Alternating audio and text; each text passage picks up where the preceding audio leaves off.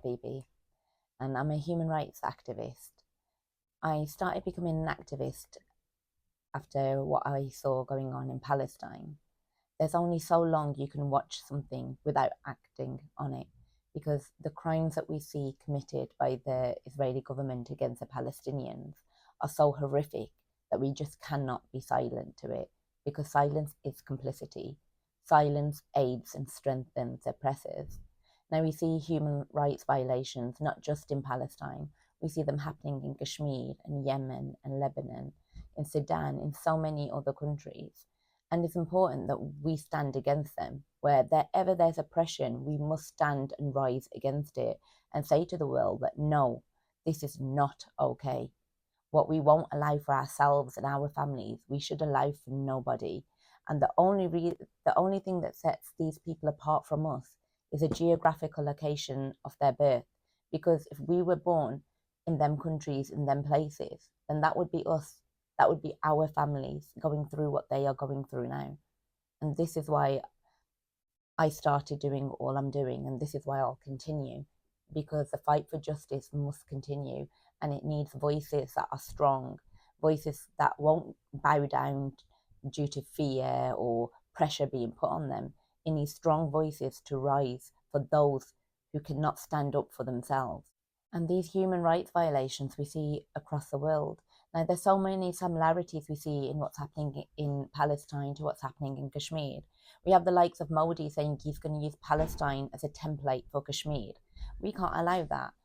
And then, I'm a Kashmiri, but I grew up referring to myself as Pakistani. Because when I was young, again, there's an ignorance amongst our people that we don't realise the difference and the significance of what it means to be Kashmiri.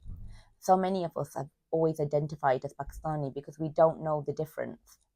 And this is something that I only learned over the last year or two when I've gone onto the campaign for Palestine, and I've met people and I've spoken, I've researched into the background of Kashmir and Pakistan and what's happening.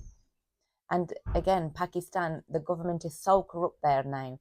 We have a government, and they took out Imran Khan, one of the few honest leaders we've had, probably the best leader for Pakistan I've seen in my lifetime at least.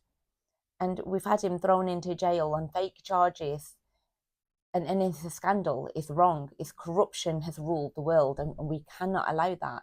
There's a time where the people have to stand and rise against this. And this is something we need to do more and more. The government we see in Pakistan today, almost all of them were out on police bail. How can we be led by criminals? Our country is being run by criminals. I don't understand how the people can allow it, how anyone can. How can the system be run by people who are out on police bail? How can they even have the chance to stand there and be a part of a parliament making rules for a country when they're out on corruption charges? It's wrong. You're never going to see a country get ahead when the leaders are corrupt. And how can Kashmiris want to be part of that? If we've got corruption there at the top, why do we want to become part of that? We're not going to want that. And if you want the South Kashmir to stay with Pakistan and you don't want to lose it, then fix the problems and the corruption of the country. If you don't fix the leadership, then the whole country's destroyed, because those that can be bought and paid for are not fit to lead anyone or anything.